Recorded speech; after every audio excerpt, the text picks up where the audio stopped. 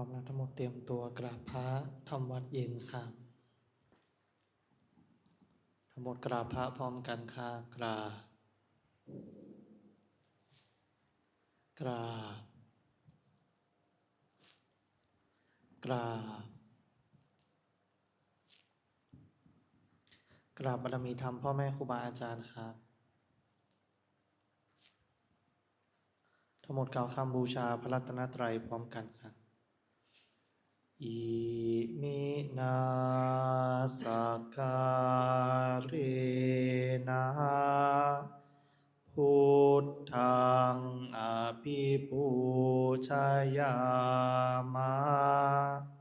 อิมินาสการเรนะธัมมังอภิปูชยามะอิมินาสการเรนะสังฆังอภิปูชยามะอะระหังสัมมาสัมพุทโธภควาพุทธังภควันตังอภิวาเทมิสวากขาโตภควตาธัมโมธัมมังนามัสสามิสุปฏิปันโนภควโตสาวกสังโฆสังฆังนะมามิเปิดหนังสือหน้าที่4ครับหันธรรมยังพุทธัสสะภะคะวะโตปุพพาคณมะการังกะโรมาเซนะโมตัสสะภะคะวะโตอะระหะโตสัมมาสัมพุทธัสสะนะโมตัสสะภะคะวะโตอะระหะโตสัมมาสัมพุทธัสสะนะโมตัสสะภะคะวะโตอะระหะโตสัมมาสัมพุทธัสสะพุทธังสารนังคัจฉามิธัมมังสารนังคัจฉามิสังฆังสารนังคัจฉามิทุติยามปิพุทธังสารนังคัจฉามิทุติยามปิธัมมังสารนังคัจฉามิทุติยามปิสังฆังสารนังคัจฉามิตาติยามปิพุทธังสารนังคัจฉามิตาติยามปิธัมมังสารนังคัจฉามิตาติยามปิสังฆังสารนังคัจฉามิธรรมที่พระพุทธเจ้าทรงแสดงไว้เพื่อประโยชน์ของสัตว์โลกเป็นธรรมที่เห็นได้ยากยิ่งสำหรับธรรมที่จะกล่าวต่อไปนี้เป็นธรรมที่สามารถกระทำความสงบอันประเสริฐและสามารถประทานซึ่งสมบัติทั้งปวงเป็นเครื่องสงบเหตุร้ายทั้งปวงเป็นเครื่องป้องกันอมนุษย์และยักษ์เป็นเครื่องระงับความตายก่อนกำหนดเวลาเป็นเครื่องขจัดความเศร้าโศกและโรคเป็นเครื่องย่ำยีกำลังของข้าศึกเป็นเครื่องจำเริญชัยชนะแด่พระราชาเป็นเครื่องนำสิ่งที่ไม่น่าปรารถนาทั้งปวงออกไปเป็นธรรมอันประเสริฐข้าพระเจ้า จากแสดงคุณธรรมเช่นนั้น ตามสภาพที่เป็นจริงณที่ใดมีผู้กล่าวว่าจาสรรเสริญพระคุณอันประเสริฐของพระรัตนตรัย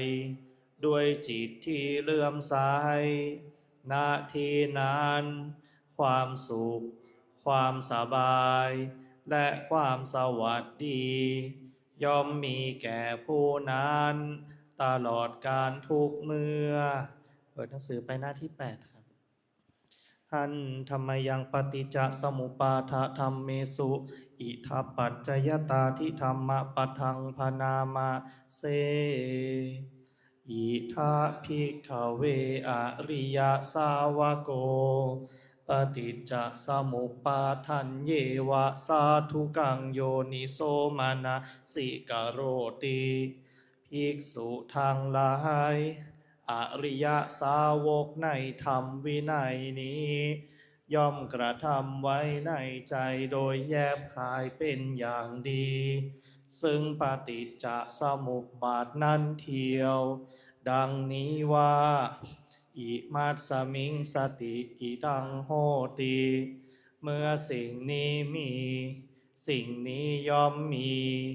อิมัตสุปาทาอิทังอุปัชชาติ เพราะความเกิดขึ้นแห่งสิ่งนี้ สิ่งนี้จึงเกิดขึ้นอิมัตสมิงอสติอิดังนะโหติ เมื่อสิ่งนี้ไม่มี สิ่งนี้ย่อมไม่มีอิมัตสนิโรธาอิทังนิรุชาติ เพราะความดับไปแห่งสิ่งนี้ สิ่งนี้จึงดับไปยะทิทังได้แก่สิ่งเหล่านี้คืออวิชชาปัจจยาสังขาราเพราะมีอวิชชาเป็นปัจจัยจึงมีสังขารทั้งหลายสังขาราปัจจยาวิญญาณังเพราะมีสังขารเป็นปัจจัยจึงมีวิญญาณวิญญาณปัจจยานามรูปังเพราะมีวิญญาณเป็นปัจจัยจึงมีนามรูปนามรูปปัจจยาสลายตนังเพราะมีนามรูปเป็นปัจจัยจึงมีสลายตนะสลายตนะปัจจยาปัจจยาเวทนาเพราะมีผัสสะเป็นปัจจัยจึงมีเวทนาเวทนาปัจจยาตัณหาเพราะมีเวทนาเป็นปัจจัยจึงมีตัณหาตัณหาปัจจยาอุปาทานังเพราะมีตัณหาเป็นปัจจัยจึงมีอุปาทานอุปาทานาปัจจยาภะโวเพราะมีอุปาทานเป็นปัจจัยจึงมีภพภาวะปัจจยาชาติเพราะมีภพเป็นปัจจัยจึงมีชาติชาติปัจจยาชารามรณังโสกะปริเทวะทุกขโทมนัสสุปายาสาสัมภวันติเพราะมีชาติเป็นปัจจัยชรามรณะโสกะปริเทวะทุกขโทมนัสอุปายาสะทางหลายจึงเกิดขึ้นครบถ้วนเอวะเมตัสสะเกวลัสสะทุกขคันทัสสะสมุทัยโยโหติความเกิดขึ้นพร้อมแห่งกองทุกข์ทั้งสิ้นนี้ย่อมมีด้วยอาการอย่างนี้อวิชชายะตะเววะอเสสะวิราคะนิโรธาสังขาระนิโรโธเพราะความจางคลายดับไปโดยไม่เหลือแห่งอวิชชานั้นเทียวจึงมีความดับแห่งสังขารสังขาระนิโรธาวิญญาณนิโรโธเพ ราะมีความดับแห่งสังขารจึงมีความดับแห่งวิญญาณวิญญาณนิโรธานามรูปะนิโรโธเพราะมีความดับแห่งวิญญาณจึงมีความดับแห่งนามรูปนามรูปะนิโรธาสลายตนะนิโรโธเพราะมีความดับแห่งนามรูปจึงมีความดับแห่งสลายตนะสลายตนะนิโรธาผัสสะนิโรโธเพราะมีความดับแห่งสลายตนะ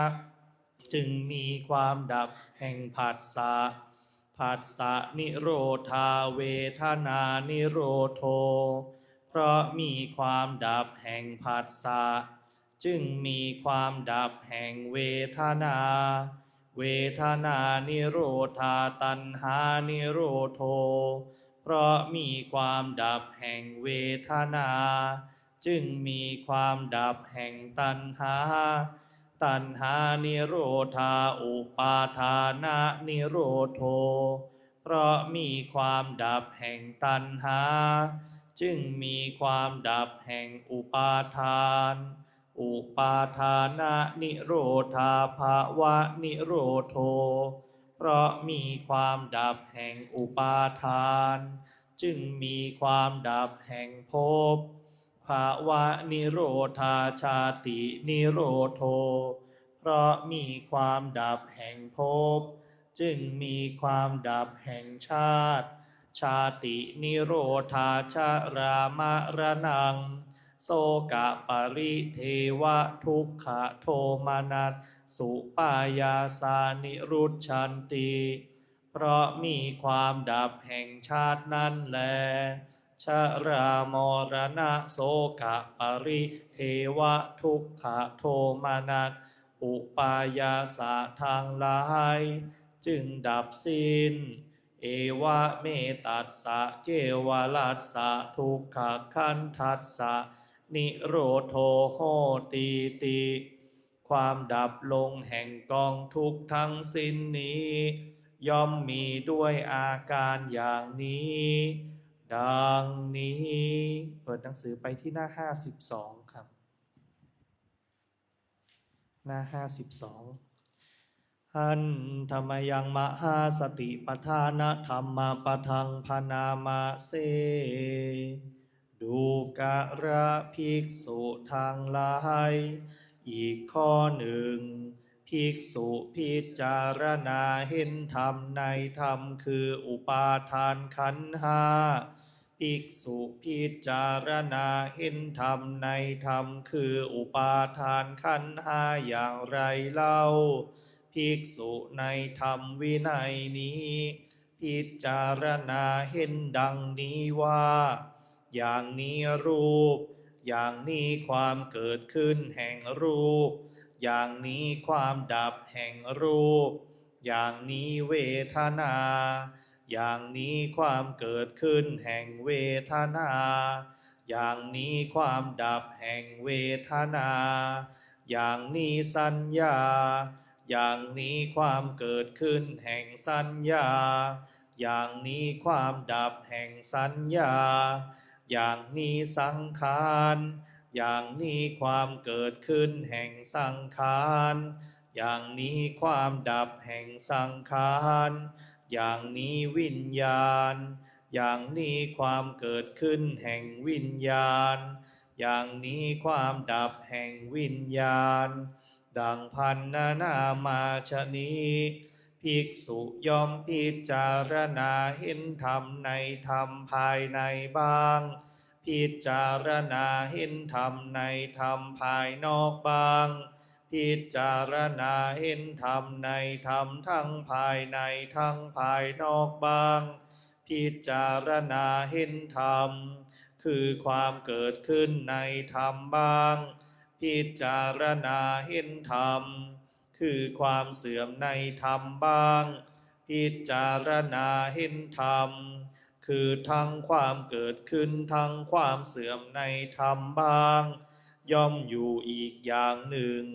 สติของเธอที่ตั้งมั่นอยู่ว่าธรรมมีอยู่ก็เพียงสักว่าความรู้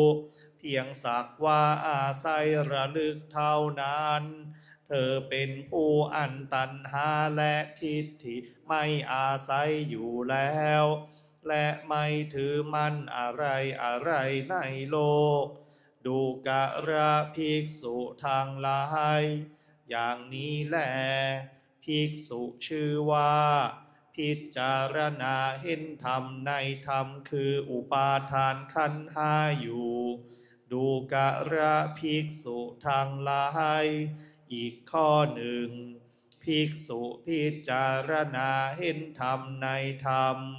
คืออายตนะภายในและภายนอกหกภิกษุพิจารณาเห็นธรรมในธรรมคืออายตนะภายในและภายนอกหกอย่างไรเล่า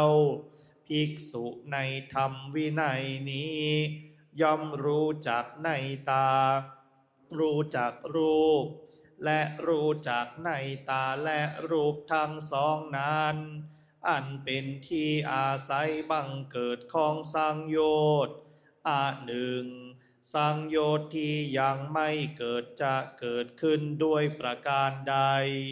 ย่อมรู้ชัดประการนั้นด้วยสังโยชน์ที่เกิดขึ้นแล้วจะละเสียได้ด้วยประการใดย่อมรู้ชัดประการนั้นด้วยสังโยชน์ที่ละได้แล้วจะไม่เกิดขึ้นต่อไปด้วยประการใดย่อมรู้ชัดประการนั้นด้วยภิกษุย่อมรู้จักหูรู้จักเสียงและรู้จักหูและเสียงทั้งสองนั้นภิกษุย่อมรู้จักจมูกรู้จักกลิ่นและรู้จักจมูกและกลิ่นทั้งสองนั้นภิกษุย่อมรู้จักลิ้นรู้จักรสและรู้จักลิ้นและรสทั้งสองนั้นภิกษุย่อมรู้จักกายรู้จักสิ่งที่จะพึงถูกต้องด้วยกายและรู้จักกายและสิ่งที่จะพึงถูกต้องด้วยกายทั้งสองนั้นภิกษุย่อมรู้จักใจรู้จักธรรมารมณ์และรู้จักใจและธรรมารมณ์ทั้งสองนั้นอันเป็นที่อาศัยบังเกิดของสังโยชน์หนึ่งสังโยชน์ที่ยังไม่เกิดจะเกิดขึ้นด้วยประการใดย่อมรู้ชัดประการนั้นด้วยสังโยชน์ที่เกิดขึ้นแล้วจะละเสียได้ด้วยประการใดย่อมรู้ชัดประการนั้นด้วยสังโยชน์ที่ละได้แล้วจะไม่เกิดขึ้นต่อไปด้วยประการใดย่อมรู้ชัดประการนั้นด้วยดังพันนามาชนี้ภิกษุย่อมพิจารณาเห็นธรรมในธรรมภายในบ้างพิจารณาเห็นธรรมในธรรมภายนอกบ้างพิจารณาเห็นธรรมในธรรมทั้งภายในทั้งภายนอกบ้างพิจารณาเห็นธรรมคือความเกิดขึ้นในธรรมบ้างพิจารณาเห็นธรรมคือความเสื่อมในธรรมบ้างพิจารณาเห็นธรรมคือทั้งความเกิดขึ้นทั้งความเสื่อมในธรรมบ้างย่อมอยู่อีกอย่างหนึ่งสติของเธอที่ตั้งมั่นอยู่ว่าธรรมมีอยู่ก็เพียงสักว่าความรู้เพียงสักว่าอาศัยระลึกเท่านั้นเธอเป็นผู้อันตัณหาและทิฏฐิไม่อาศัยอยู่แล้วและไม่ถือมั่นอะไรอะไรในโลกดูกระภิกษุทางหลายอย่างนี้แล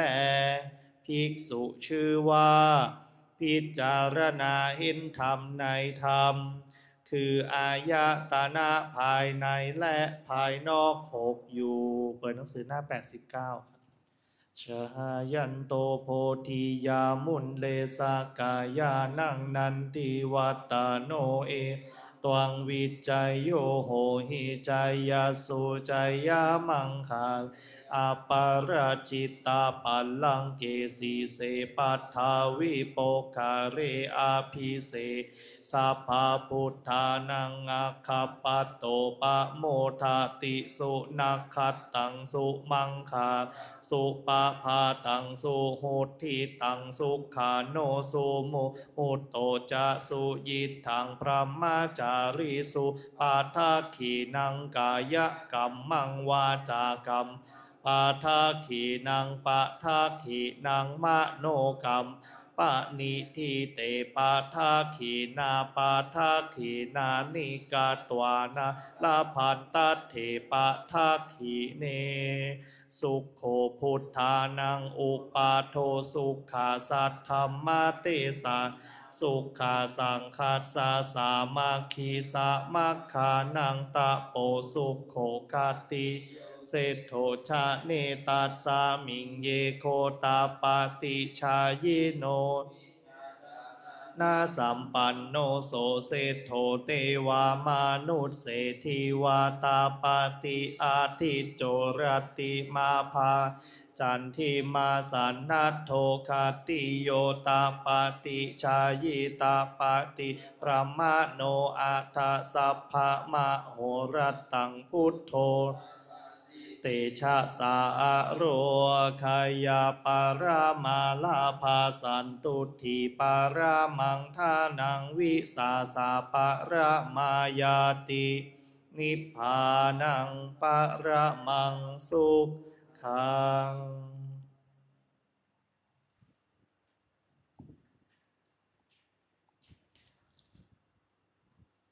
ผ่อนคลายอิริยาบถกันก่อน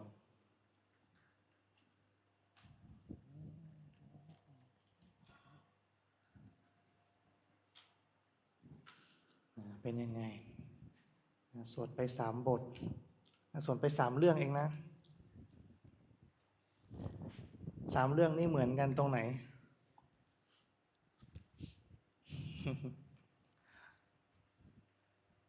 ถามแฮมเมาะเองนะเหมือนกันตรงที่ถามอีกแล้วทำอะไรไม่ได้เลยนะถามอย่างเดียว3 เรื่องนี้เหมือนกันตรงไหนปฏิจจสมุปบาทการพิจารณาธรรมในธรรมโดยอาศัยขันธ์5อายตนะ6นี่เหมือนกันตรงไหนธรรมะของพระพุทธเจ้าเหมือนกันหมดเลยนะธรรมะของพระพุทธเจ้าเหมือนกันหมดไม่ว่าจะเทศให้ใครเทศที่ไหนเทศเมื่อไหร่เทศอย่างไรเหมือนกันหมดเห็นไหมบอกว่าถ้าเราเห็นมันเป็นสิ่งเดียวกันเมื่อไหร่นั่นแหละมันจะนำไปใช้ในชีวิตได้ตลอดเวลาไม่ว่าจะทำในรูปแบบไหนก็ตามนะไม่ว่าจะดำเนินชีวิตทางโลกนะหรือจะปฏิบัติเพื่อการหลุดพ้นจะปฏิบัติเพื่อความอยู่สุขสบายอยู่อย่างปกติสุขก็ใช้หลักการเดียวกันนี่แหละปฏิจจสมุปบาทพูดถึงอะไรนะเหตุปัจจัยท่านหมายถึงธรรมที่เป็นเหตุปัจจัยอาศัยกันเกิดขึ้นเห็นไหมในบทขันธ์5เมื่อกี้ว่ายังไงนะ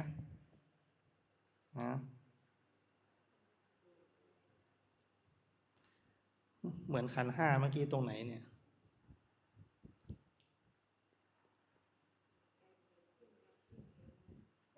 นะขันธ์5เขาพูดถึงอะไรรูปอย่างใดอย่างหนึ่งพูดถึงรูปเวทนาสัญญาสังขารวิญญาณพูดถึงยังไงอย่างนี้รูปเห็นไหมอย่างนี้ความเกิดขึ้นแห่งรูปอย่างนี้ความดับแห่งรูปเห็นไหมอันเนี้ยรูปนะอันนี้ความเกิดขึ้นของรูปนะรูปมันก็ดับไปอย่างนี้นะเห็นไหมอายตนะ6ล่ะ เหมือนกันเลยเห็นไหมเนี่ยในอายตนะ6ก็เหมือนกันน่ะย่อมรู้จักในตารู้จักรูปไหมอย่างนี้รูปเห็นไหมย่อมรู้จักในตารู้จักรูปเห็นไหมรู้จักทั้งในตาทั้งรูป แล้วเป็นยังไงต่อ มีสังโยชน์เกิดขึ้น มีเครื่องร้อยลัดเกิดขึ้น เครื่องร้อยลัดเกิดขึ้นได้ยังไงเห็นไหมดับไปได้ยังไงแล้วดับยังไงไม่ให้เกิดอีกเนี่ยมันจะไปสู่การภาวนาของเราเวลาเราภาวนานั่งสมาธิภาวนาเราดูที่ไหน ที่ไหนก็ได้นะ ที่ดูที่ไหนก็ได้นะแต่โดยส่วนใหญ่แล้วจะดูอะไรลมหายใจลมหายใจมีกี่อย่างไม่รู้ ลมหายใจมีกี่อย่าง2 อย่างอะไรบ้างหายใจเข้าหายใจออกก็แค่นี้แหละเห็นไหม อะไรเป็นเหตุของลมหายใจเข้าอะไรเป็นเหตุของลมหายใจเข้าเพราะความสิ้นไปของลมหายใจออกถ้ายังหายใจออกอยู่หายใจเข้าได้ไหมไม่ได้เห็นไหมเพราะมีความสิ้นไปของลมหายใจออกถูกไหมล่ะต้องหายใจออกเสร็จก่อนแล้วถึงจะหายใจเข้าเห็นไหมในขณะเดียวกันเห็นไหมความสิ้นไปของมันก่อนไม่เชื่อเราลองหายใจเข้ายาวๆสิ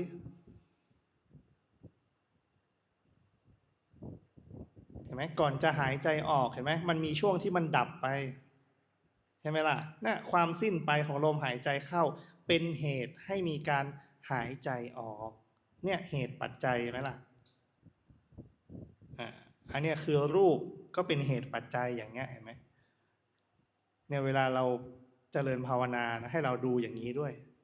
นะให้มันดูให้มันเห็นตามความเป็นจริงแล้วถามว่าเวลาหายใจเข้าหายใจออกเนี่ยลมหายใจที่มันมีเกิดขึ้นแล้วมีดับไปเนี่ยมีเราอยู่ตรงไหนไม่ได้เกี่ยวกับเราเลยเราไม่ได้เกี่ยวกับลมหายใจเลยแล้วความเป็นเราอยู่ไหนก็ไม่รู้เห็นไหมล่ะความเป็นเราอยู่ไหนก็ไม่รู้แต่ทึกทักเอาเองว่าอ๋ออยู่ตรงนั้นตรงนี้คิดเอาเองว่าเราไปรวมเอามาหมดเลยแล้วว่าเนี่ยเป็นของเราเห็นไหมเราไปเอามาหมดเลยอะไรก็ตามที่เรารู้สึกเรามารวมไว้หมดเลยเป็นของเราเนี่ยเวลาเราภาวนานะให้เราพิจารณาตรงนี้ด้วยนะก่อนที่จะนั่งสมาธิภาวนาให้เราอธิษฐานพร้อมกันครับข้าพเจ้าขอตั้งจิตอธิษฐานว่าข้าพเจ้าจะมีสติระลึกรู้ตัวพิจารณาร่างกายในขณะหายใจเข้าและหายใจออกหายใจสั้นและหายใจยาวจะเป็นผู้มีความเพียรเครื่องเผากิเลสด้วยสัจจะนี้ข้าพเจ้าจะระลึกไว้ว่าจะรู้ลมหายใจเข้าออกจะรู้ลมหายใจสั้นยาวจะรู้เท่าทันความพอใจและความไม่พอใจจะไม่ทำตามความอยากจะไม่หลงในความสุขจะไม่ผลักไสความทุกข์ตลอดการนั่งสมาธิในครั้งนี้อิมังกัมมัฏฐานังอธิฏฐามิอิมังภาวนานังอธิฏฐามิให้เราได้นั่งขัดสมาธิคู่บัลลังก์ตั้งกายตรงดำรงสติไว้เฉพาะหน้ามีสติรู้ลมหายใจออกในขณะหายใจออกก็ทำความรู้สึกตัวในขณะหายใจเข้าก็ทำความรู้สึกตัวนะมันจะเข้ามันจะออกเรารู้ได้ด้วยตัวเองนะโดยไม่ต้องบัญญัติว่าอ๋ออย่างนี้นะนี่นะลมหายใจเข้านี่นะลมหายใจออกนะมันรู้ได้เลยนะฉะนั้นรู้กับตัวเองก็พอนะรู้กับตัวเองก็พอแล้วพิจารณาดูนะดูไหนดูอะไรดูความพอใจความไม่พอใจที่เกิดขึ้นนะดูความพอใจดูความไม่พอใจที่เกิดขึ้นนะบางทีไม่พอใจโอ้นั่งนานนะก็ให้ดูไว้เนี่ยแหละคือความอดทนเป็นพื้นฐานนะความอดทนเป็นพื้นฐานของธรรมวินัยนี้นะของธรรมวินัยของพระพุทธเจ้าเนี่ย มันเป็นผู้มีความเพียรเครื่องเผากิเลสกิเลสก็คือความทะยานอยากการทำตามใจตัวเองเนี่ยแหละคือความทะยานอยากอย่างหนึ่งคือกิเลสตัณหาอย่างหนึ่งนะจริงๆมันเป็นความเห็นแก่ตัวเห็นแก่ตนนั่นแหละนะจะฝืนตัวฝืนตนนะเพื่อความเจริญรุ่งเรืองไม่ได้นะฉะนั้นการภาวนาก็จึงไม่บังเกิดนะความสำเร็จก็จึงไม่บังเกิดผลก็จึงไม่บังเกิดไอ้ที่บังเกิดก็กลายเป็นผลที่ไม่อยากได้ไม่อยากมีไม่อยากเป็นอีกนะฉะนั้นให้เรามีสติคอยระลึกคอยรู้ตัวรู้เท่าทันความพอใจความไม่พอใจนี่แหละแล้วรู้จักระงับมันนะเมื่อมันเป็นอกุศลเมื่อมันเป็นสิ่งไม่ดีนะเมื่อมันขัดใจก็ให้รู้แต่อย่าไปตามมันนะรู้ว่าขัดใจ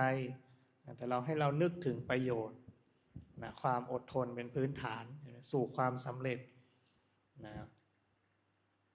นั้นทนไม่ได้ไหมบางครั้งเราทนไม่ได้นะให้เราดูเลยเวลาเมื่อไหร่ก็ตามที่เราทนต่อมันไม่ได้นะความล้มเหลวจะเกิดขึ้นเหมือนเวลาเรานั่งภาวนาแล้วเวทนามันเข้ามาแทรกเนี่ยแต่ถ้ามันทำให้จิตใจเราไม่มั่นคงละ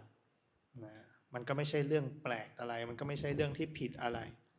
นะแต่ให้ดูว่านั่นแหละทำพื้นฐานนำมาสู่ความสำเร็จและความล้มเหลวได้